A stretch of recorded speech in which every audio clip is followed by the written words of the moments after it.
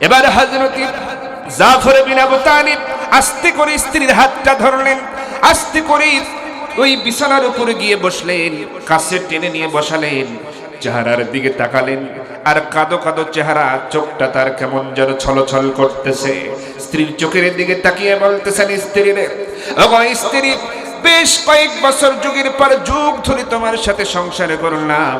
আহারে স্ত্রী, শুনে রাখো, ওগো স্ত্রী, কতগুলো বছর হলো তোমার সাথে সংসার করেছি, সংসারে জীবনে চলতে গিয়ে ভুল ভ্রান্তি হয়ে গেছে। আমি তোমার সঙ্গে কটু কথা বলেছি, খারাপ আচরণও করেছি, হয়তো অনেক বিষয়ে তোমার চাহিদা পূরণ করতে পারি নাই, হকও আদায় করতে পারি নাই। যাহাদের কাজে, দিনের কাজে অনেক সময় বাইরে থাকতে হয়েছে, তোমার অনেক হক আমি আদায় করতে পারি না। স্ত্রী, শুনে রাখো, আজকে আমি তোমার কাছে শেষ বিদায় গ্রহণের জন্য এসেছি, আমাকে বিদায় দিয়ে দাও। আমি যাব যুদ্ধের ময়দানে, কারণ নবীজি আমাকে জিহাদের ময়দানের জন্য সেনাপতি হিসেবে নির্বাচিত করেছেন। স্ত্রী বলেন, প্রাণের স্বামী সেনাপতির দায়িত্ব পেয়েছেন, এটা তো ভালো কথা, কিন্তু যুদ্ধের ময়দানে সেনাপতির দায়িত্ব পেলেই কি শেষ বিদায় গ্রহণ করা লাগবে নাকি? আপনি যাবেন, যুদ্ধ করবেন, বিজয়ী বেশে আবার ফিরে আসবেন, তাহলে তো আর কোনো অসুবিধা থাকবে না। এই কথা শুনে হযরত জাফর বিন আবি তালিব বলতেছে, ওগো স্ত্রী, এমন দিবা স্বপ্ন দেখে লাভ নাই। ওগো স্ত্রী, তুমি জানো না, এই জিহাদের ময়দানে আমি হলাম দ্বিতীয় নাম্বার সেনাপতি। আমার পূর্বে নবীজি আরেকজনকে সেনাপতির দায়িত্ব দিয়েছেন, সেটা হলো আমার পরে আরেকজন সেনাপতি আছে, সে হলো আব্দুল্লাহ বিন রাওয়াহা। সুতরাং এমন করে দিবা স্বপ্ন দেখে কোনো লাভ নাই। আমি বুঝে গেছি, সবাই বুঝে গেছে, এই জিহাদের ময়দানে আমি শহীদ হয়ে যাব, এক বিন্দু পরিমাণ কোনো নিষ্বিজ হবে না। আমার আগে একজন, পরেও একজন, আমি মাঝখানে কোনোভাবেই গাজী হওয়ার কোনো চান্স নাই, শহীদ হয়ে যাব নিশ্চিত। সুতরাং তুমি এমন করে কথা বলো না।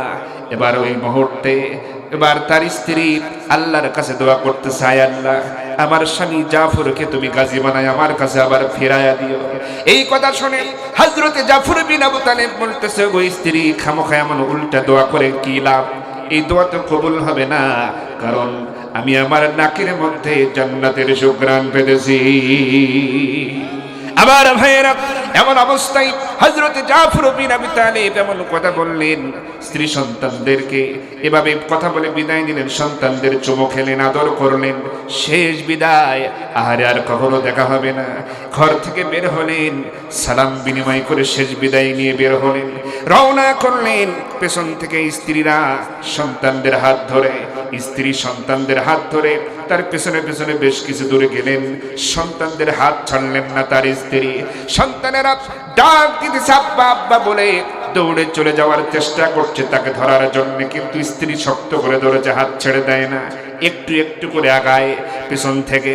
এবার বারবার আব্বা আব্বা ডাক শোনা মাত্র হযরত জাফর বিন আবু তালিব তাদের ডাক শোনা পরেও একটা বারের জন্য পেছনে ফিরে তাকালেন না, দেখলেন না যে কারা কাঁদতেছে, কারা আব্বা বলে ডাকতেছে। এবার তিনি জিহাদের ময়দানের সেনাপতি হিসেবে সামনে অগ্রসর হলেন। তিনি বিদায় নেওয়া শেষ, হযরত আব্দুল্লাহ বিন রাওয়াহা তিনিও বাড়িতে গেছেন।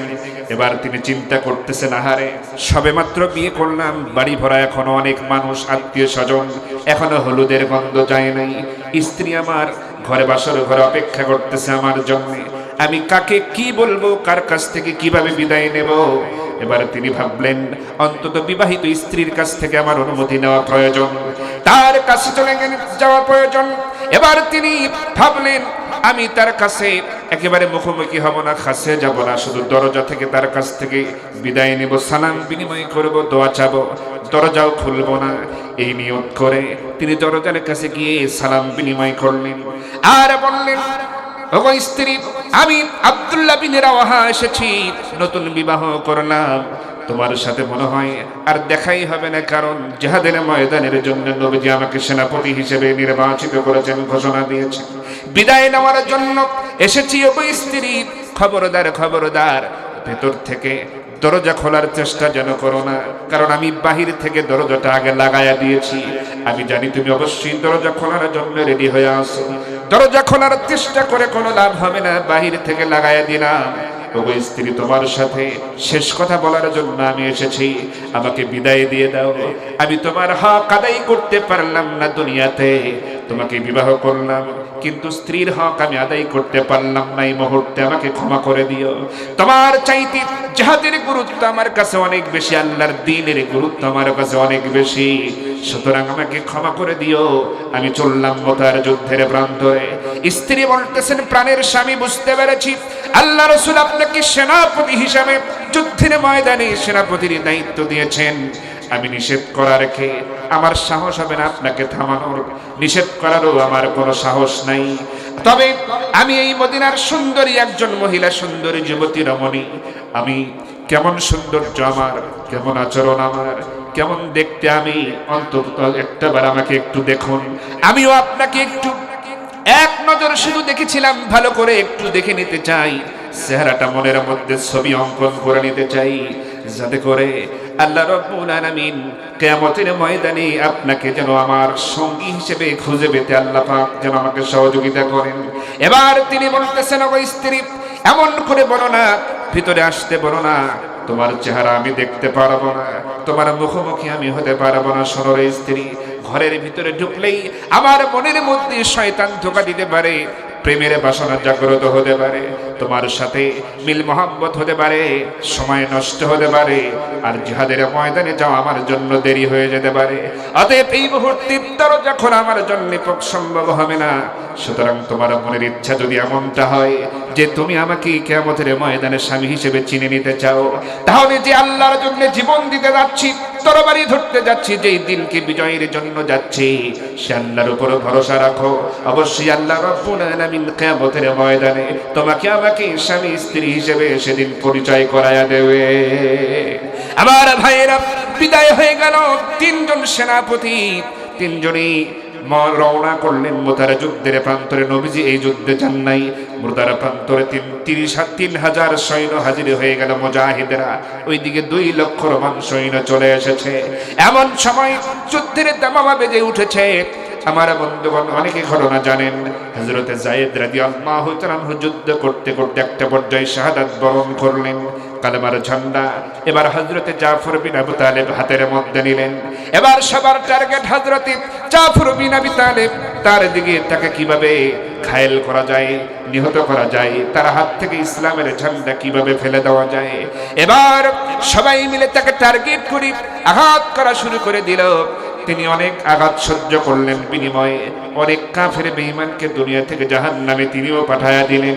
এবার অনেক কাফেররা তাকে ঘিরে ধরে আঘাত করা শুরু করে দিল। তিনি ক্ষতবিক্ষত হয়ে যাচ্ছেন। একটা পর্যায়ে তার বাম হাতখানা কাটা পড়ে গেল, ডান হাতে ইসলামের ঝান্ডা, ইসলামের পতাকাটা ধরে ফেললেন। এবার তিনি চেষ্টা করে যাচ্ছেন যুদ্ধ চালানোর এক হাত দিয়েই। এবার হঠাৎ করে ডান হাতটাও যখন তার কেটে ফেলা হলো, আর তো তরবারি ধরার উপায় নেই। আস্তে করে 2 কাটা হাতের ওই অবস্থায় তিনি ইসলামের ঝান্ডা বুকের মধ্যে নিলেন। এবার তিনি যখন আঘাতপ্রাপ্ত হচ্ছেন, তার পা পর্যন্ত কেটে নেওয়া হলো। একটা পর্যায়ে হযরতে জাফর বিন আবু তালেব তিনি শহীদ হলেন ঠিকই, কিন্তু ইসলামের ঝান্ডা কামড়ায়া, দাঁত দিয়ে কামড়ায়া উঁচু করে রেখে দিলেন, মাটিতে পড়তে দিলেন না। এমন অবস্থা দেখি হযরতে আব্দুল্লাহ বিন রাওয়াহা দৌড়ে চলে আসলেন। 2 জন সেনাপতি শাহাদাত বরণ করেছে। আব্দুল্লাহ বিন রাওয়াহা, তারই তো এখন দায়িত্ব, তিনি কালেমার ঝান্ডাটা হাতের মধ্যে নিলেন, মুষ্টিবদ্ধ করলেন, প্রাণপণে লড়াই চালিয়ে যাচ্ছেন। অনেকগুলো কাফিরকে জাহান্নামে পাঠায়া দিলেন। একটা পর্যায়ে তিনিও শাহাদাত বরণ করলেন। আহারে, শেষ বিদায় সবার জন্য শেষ বিদায় হয়ে গেল, সবাই শহীদ হয়ে গেল, শাহাদাত বরণ করলো। নবীজির ঘোষণা অনুযায়ী 3 জন সাহাবী শহীদ হয়ে গেলেন।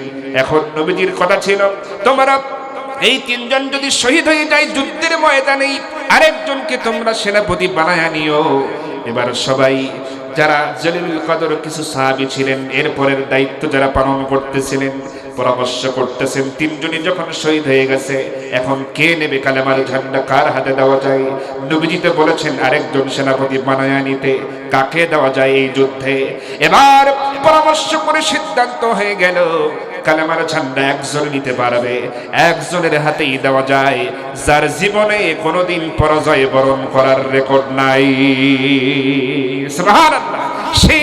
সেই সাহাবী আর কেউ নয়, সে আর কেউ নয়, সে হচ্ছে হযরতে খালিদ বিন ওয়ালিদ রাদিয়াল্লাহু তাআলা আনহু। আল্লাহু আকবার।